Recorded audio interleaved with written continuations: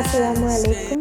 ഇന്നത്തെ വീഡിയോയിൽ ഇപ്പോൾ കാണിക്കുന്നത് ഞങ്ങളൊന്ന് പുറത്ത് പോയത് ആദ്യമായിട്ടാട്ടോ. ഞാൻ ഇങ്ങനെ വ്ളോഗ് എന്നൊന്നും പറയാൻ പറ്റത്തില്ല, ചെറുങ്ങനെ ഒന്ന് ചെയ്തെന്ന് മാത്രം. ഇതിപ്പോൾ നിങ്ങൾക്ക് ഇഷ്ടമാകുമോ എന്തോ എന്ന് അറിയില്ല. അപ്പം അന്നേ ദിവസം പുറത്ത് പോയതും അന്നേ ദിവസത്തെ റെസിപ്പി വീഡിയോ ആയിട്ട് കാണിക്കുന്നത്. അപ്പം ഇഷ്ടമായാൽ ഒന്ന് ലൈക്കൊക്കെ ചെയ്ത് ഒന്ന് സപ്പോർട്ട് ചെയ്യാം. അപ്പം വീഡിയോയിലോട്ട് പോകാം. അപ്പം ഞാൻ ഉണ്ടാക്കിയിട്ടുള്ളത് മട്ടൻ ബിരിയാണിയാണ് കേട്ടോ. ഞാനങ്ങനെ വലിയ മട്ടൻ്റെ ആളൊന്നും അല്ലായിരുന്നു, പക്ഷേ ഇവിടെ എത്തിയതിന് ശേഷം കുറേശ്ശൊക്കെ കഴിക്കും. ഈ മട്ടൻ കഴിക്കുമ്പോൾ നമ്മൾ നാട്ടിൽ കഴിക്കുന്ന ആ മട്ടൻ ആ ഒരു സ്മെല്ലും അങ്ങനത്തെ ടേസ്റ്റും ഒന്നുമില്ല ഇവിടത്തേന്. അത്രയും വലിയ ഇതൊന്നും ഇല്ലാത്തത് കാരണം എനിക്ക് കുറച്ചെങ്കിലൊക്കെ കൂട്ടാനൊക്കെ ഇഷ്ടം കേട്ടോ. മുമ്പൊന്നും മട്ടൻ ഞാൻ കൂട്ടാത്ത ഒരാളായിരുന്നു. അപ്പോൾ ഞാൻ ഉണ്ടാക്കാനായിട്ടില്ലേ, ഫസ്റ്റ് തന്നെ 2 സവാള ഒന്ന് ഫ്രൈ ആക്കി എടുത്തിട്ടുണ്ട്. എന്നിട്ട് അതിലോട്ട് ഞാൻ കുറച്ച് അണ്ടിപ്പരിപ്പ് മുന്തിരിയൊക്കെ ഇട്ട് ഒന്ന് മൂപ്പിച്ചെടുത്തിട്ട് അതും കോരി മാറ്റി വെച്ചിട്ടുണ്ട്. ഇനിയിപ്പോൾ അതിലോട്ട് ഞാൻ മട്ടൻ ആദ്യം ജസ്റ്റ് ഒന്ന് കുക്കാക്കി എടുക്കുന്നുണ്ട്. കാരണം വെച്ചാൽ അത്യാവശ്യം വേവുള്ള മട്ടനാണിത്. 1 കിലോ മട്ടനായിട്ടുള്ള എടുത്തിട്ടുള്ളത്. അപ്പോൾ ഞാൻ മട്ടനൊക്കെ ഒന്ന് കുക്കറിലേക്ക് ഇട്ട് കൊടുത്തിട്ടുണ്ട്. 1 ടേബിൾ സ്പൂണോളം കുരുമുളക് പൊടിയും 1 ടീസ്പൂൺ മഞ്ഞൾപ്പൊടിയും ആവശ്യത്തിന് ഉപ്പിട്ടോ, കല്ലുപ്പാണ് ചേർത്തിട്ടുള്ളത്. എന്നിട്ട് കുറച്ച് വെള്ളം ചേർത്ത് കൊടുക്കുന്നുണ്ട്. നമ്മുടെ മട്ടനൊന്ന് വെന്ത് കിട്ടാൻ വേണ്ടിയിട്ടുള്ളത്. അത്യാവശ്യം വേവുണ്ട്, അതുകൊണ്ട് ഇത്തിരി വെള്ളം ചേർത്തില്ലെങ്കിൽ അടി പിടിച്ചു പോകും. അപ്പോൾ അത് വേവിക്കാൻ വെച്ച സമയം. അപ്പോൾ നമുക്കിതിലേക്കുള്ള സവാള വഴറ്റിയെടുക്കാം. അപ്പോൾ സവാള ഞാൻ 3 എണ്ണമായിട്ട് എടുത്തിട്ടുള്ളത്. അത് നന്നായിട്ടൊന്ന് വഴന്ന് വരട്ടെ. അതിലോട്ട് ഞാൻ 1 ടേബിൾ സ്പൂണോളം പശുവിൻ നെയ്യ് ചേർക്കുന്നുണ്ട്. അപ്പോൾ ഇത് ചേർക്കുമ്പോൾ നല്ലൊരു ഫ്ലേവറൊക്കെ വരും നമ്മളുടെ ബിരിയാണിക്കും. അപ്പോൾ സവാള എപ്പോഴും നന്നായിട്ട് വഴറ്റിയെടുക്കുമ്പോഴാണ് കേട്ടോ നമ്മുടെ ബിരിയാണി നല്ല ടേസ്റ്റ് ഉണ്ടാവുക. ഇതിലോട്ട് ഞാൻ 2 ടേബിൾ സ്പൂണോളം ഇഞ്ചിയും വെളുത്തുള്ളിയും പേസ്റ്റാക്കിയത് ചേർത്തിട്ടുണ്ട്. എപ്പോഴും നമുക്ക് ഇഞ്ചിയും വെളുത്തുള്ളിയൊക്കെ അതാത് സമയത്ത് കുത്തിച്ചതച്ച് ചേർക്കാനായിട്ട് ടേസ്റ്റ് ഉണ്ടാവാം. എന്നിട്ട് ഞാൻ അതിലോട്ട് 3 തക്കാളിയും പാടെ ചേർത്തിട്ടുണ്ട്. ഇതെല്ലാം കൂടെ നന്നായിട്ട് മിക്സ് ആക്കിയിട്ട് അതിലോട്ട് ഞാൻ 1 ടേബിൾ സ്പൂണോളം ലെമൺ ജ്യൂസ് ചേർക്കുന്നുണ്ട്. ഇനി ഇതിലോട്ട് നമ്മുടെ മല്ലിയിലയും പുതിനയിലയും കറിവേപ്പിലയും ഒക്കെ ചേർത്തിട്ടുണ്ട്. കൂടുതൽ മല്ലിയിലട്ട ചേർക്കേണ്ടത്. എന്നിട്ട് ഞാൻ 1/2 കപ്പോളം തൈരും ചേർത്തിട്ടുണ്ട് കേട്ടോ. ഇനിയിപ്പോൾ എനിക്ക് ആവശ്യത്തിന് ഉപ്പും ഞാൻ കല്ലുപ്പാണ് ചേർത്തിട്ടുള്ളത്, അതൊക്കെ ചേർത്തിട്ടുണ്ട്. ഇനി ഞാൻ ഇതിലോട്ട് ഇത് ആദ്യം ചേർക്കേണ്ടതായിരുന്നു, മറന്നുപോയി. അപ്പോൾ ലാസ്റ്റിലേക്ക് ആയിപ്പോയതാണ്. അതിലോട്ട് 1 ടേബിൾ സ്പൂണോളം നമ്മുടെ ബിരിയാണി മസാലയും പിന്നെ 1 ടീസ്പൂണോളം മല്ലിപ്പൊടി ചേർത്തിട്ടുണ്ട്. ഞാൻ സാധാരണ ചിക്കൻ ബിരിയാണി ഉണ്ടാക്കുമ്പം ഞാൻ മല്ലിപ്പൊടിയും ചേർക്കാറില്ല.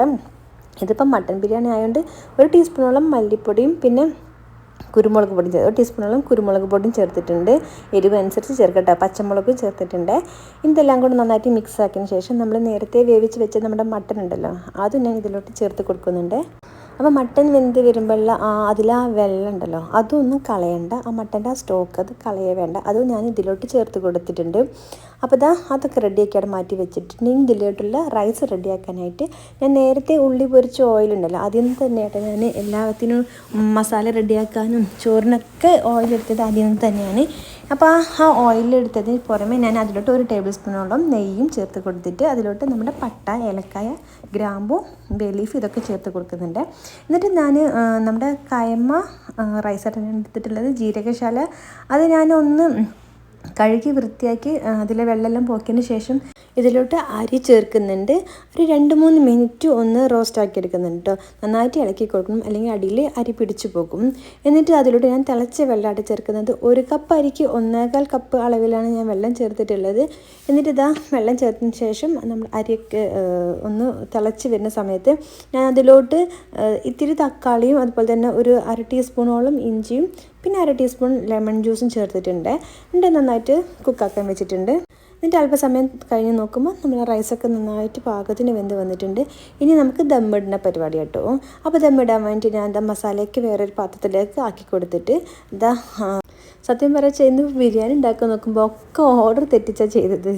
കാരണം ഒക്കെ മറന്നുപോയി. ഞാൻ സവാള എല്ലാം വറുത്ത് വെച്ചിട്ടുണ്ടായിരുന്നു, നല്ല ഫ്രൈ ആക്കി വെച്ചതായിരുന്നു റൈസ് ഇടുന്ന മുന്നേ മസാലയിൽ ചേർക്കാൻ വേണ്ടിയിട്ട്. പക്ഷെ അത് മറന്നുപോയി. എന്നിട്ട് റൈസ് ഇട്ടു. പിന്നെ ഒന്നും ചെയ്യാമല്ലോ. ഇനിയിപ്പോൾ അത് സാധാരണത്തെ റൈസ് ഇട്ട് അതിലേക്ക് കുറച്ച് ഉള്ളിയും പൊരിച്ചുള്ളിയും നമ്മുടെ കശുവണ്ടിയും മുന്തിരിയും പിന്നെ അതിലോട്ട് കുറച്ച് മല്ലിയിലയും നമ്മുടെ ബിരിയാണി മസാലയൊക്കെ ഇട്ട് കൊടുത്തിട്ട് അങ്ങനെ 2 ലെയറാക്കി വെച്ചിട്ടുണ്ട്.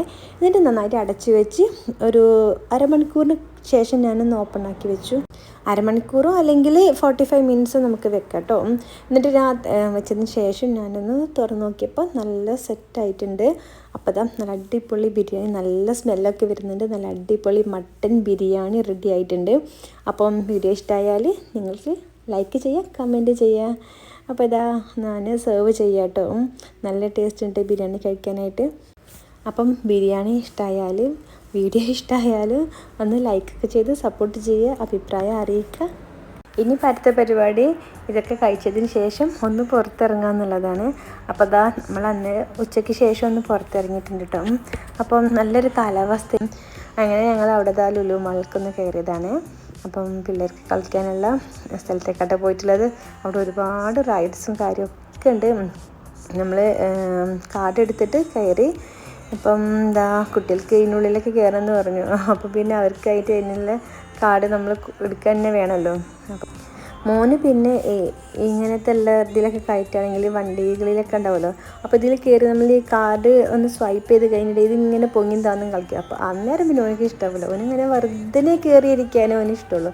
മറ്റേത് ഓനക്ക് പേടിയാകൂ. അപ്പോൾ ഓനങ്ങനെ കുറേ എണ്ണത്തിലൊക്കെ ഇങ്ങനെ കയറി ഇറങ്ങി കളിക്കുന്നുണ്ട്. മോൾക്ക് പിന്നെ അതിൻ്റെ ഉള്ളിൽ കയറണം എന്ന് പറഞ്ഞപ്പോൾ ഓളിതാ 50 റിയാലിട്ടാണ്. അപ്പോൾ അതിനുള്ളിലേക്ക് കയറാൻ വേണ്ടിയിട്ട് അവർക്ക് സ്പെഷ്യലായിട്ട് സോക്സ് അവർ തരുന്നത് തന്നെ നമ്മൾ പോയി സെപ്പറേറ്റ് വേറെ പോയി വാങ്ങിക്കണം കേട്ടോ. അപ്പോൾ അതാ കാർഡൊക്കെ നമ്മളൊന്ന് സ്വൈപ്പ് ചെയ്യാൻ കൊടുത്തിട്ട് മോൾ അതിനുള്ളിലേക്ക് കയറണം. അപ്പോൾ അവർ പേരും ഫോൺ നമ്പറൊക്കെ അവിടെ എഴുതി വെക്കും. അപ്പോൾ പിള്ളേർക്ക് ഇപ്പോൾ ഇനിയിപ്പോൾ ഷോപ്പിങ്ങിനൊക്കെ പോകണമെന്നുള്ളവർ എത്രയോ പാരൻസ് പിള്ളേരെ അതിനുള്ളിൽ ഇട്ടിച്ചിട്ട് അവർ ഷോപ്പിങ്ങൊക്കെ ചെയ്ത് കഴിഞ്ഞിട്ടാണ് തിരിച്ച് വരിക. അത്രയും സമയം മക്കൾക്ക് അതിനുള്ളിൽ കളിക്കുക. ടൈം ലിമിറ്റ് ഒന്നുമില്ല, ഇത്ര സമയം വരെ കളിക്കാവൂ എന്നുള്ള ടൈമൊന്നുമില്ല. പിള്ളേർക്ക് എത്ര വേണേലും കഴിക്കാം, ആരും മതിക്കാം. അപ്പം എല്ലാവർക്കും ഒരേപോലത്തെ സോക്സൊക്കെ എല്ലാവരും ഇട്ടിട്ടുണ്ട്. പിന്നെ ഇതാ മോളങ്ങനെ അതിനുള്ളിലിട്ട് കളിക്കാൻ പോയിട്ട് അവൾ ഭയങ്കര ഹാപ്പിയായി. കുട്ടികൾ എല്ലാവരും കൂടെ ഇങ്ങനെ കളിക്കുക എന്ന് പറയുമ്പോൾ മക്കൾക്ക് ഭയങ്കര സന്തോഷമാണല്ലോ. അപ്പോൾ അത് മോൾ ആ ലോകത്തേക്ക് ഇങ്ങനെ കളിക്കാനൊക്കെ പോയിട്ടോ. അപ്പോൾ അന്നേരം ഞാനിതാ മോനായിട്ട് പിന്നെ നമ്മൾ പുറത്തേക്ക് ഇറങ്ങിക്കാം. മോനക്ക് അതിലേക്ക് കയറാൻ പറ്റില്ല, കാരണം 4 വയസ്സിന് ചുവടെയുള്ള കുട്ടികളൊന്നും അവരതിലേക്ക് കയറ്റില്ല. അതിന് മേലുള്ള പിള്ളേർക്ക് അതിലേക്ക് കയറാൻ പറ്റുള്ളൂ. അപ്പോൾ മോനെ നമ്മൾ വേറെ സ്ഥലത്തേക്ക് കൊണ്ടുവന്നിട്ട് അപ്പോൾ മോൾ അവിടെ സെറ്റായി. മോന് പിന്നെ ഓൻ്റെ സ്ഥിരം പരിപാടി ഓരോ വണ്ടിയിലും കയറി വെറുതെ ഇരിക്കുക. ഓനക്ക് അതിലെ സന്തോഷം കാണുന്നത്. അത് സ്റ്റാർട്ടായി കഴിഞ്ഞാൽ പൊങ്ങിയും താന്നും കളിക്കുക. അതും എനിക്ക് തീരെ ഇഷ്ടമല്ല. അതിൻ്റെ പിന്നെ മോനായിട്ട് നമ്മളിത് കാറ്, ഇതിനെന്താ പറയുക, ഇതിന് പേരെന്തോ ഉണ്ടല്ലോ.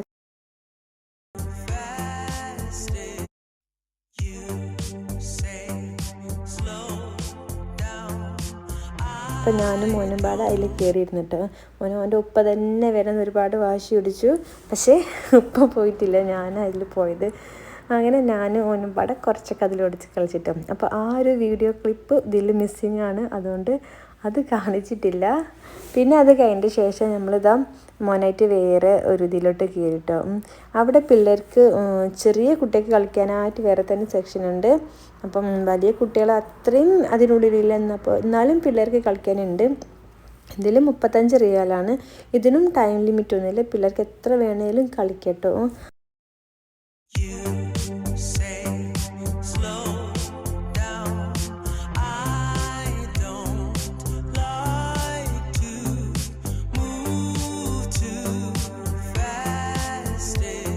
ഇതിൻ്റെ ഉള്ളിൽ കയറിയപ്പം ഈ സാധനം ശരിക്കും ഇതിൽ തൂങ്ങിപ്പിടിച്ചിങ്ങാണ്ട് ഇങ്ങനെ വട്ടം കറങ്ങണതാണ്.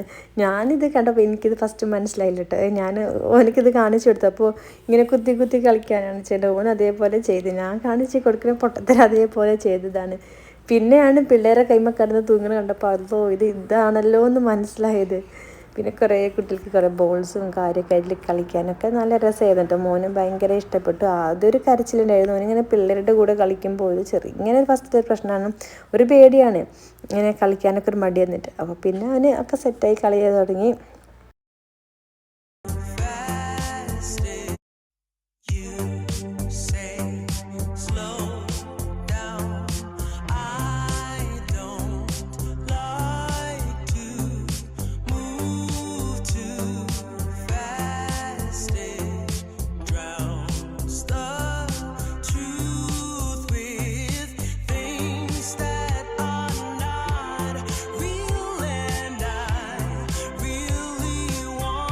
കുറേ ആക്ടിവിറ്റീസ് ഉണ്ട് കേട്ടോ. കുഞ്ഞു മക്കൾക്ക് കളിക്കാനുള്ളതാണെങ്കിലും പിന്നെ ഇതാ ഒരുപാടുണ്ട്. മക്കൾക്ക് നല്ല ഇൻട്രസ്റ്റിങ് തന്നെയാണ്. അപ്പോൾ കുട്ടികൾക്കൊക്കെ ഭയങ്കര ഇഷ്ടപ്പെട്ടു. അവരൊക്കെ അത്യാവശ്യം കളിച്ച് കുഴങ്ങിയിട്ട് തന്നെയാണ് പുറത്തേക്ക് ഇറങ്ങിയത്. നമ്മളിങ്ങനെ മക്കളൊന്ന് ശ്രദ്ധിച്ചാൽ മതി, വേറെ പ്രശ്നങ്ങളൊന്നുമില്ല, എല്ലാം സേഫ് ആയിട്ട് തന്നെയാണ്.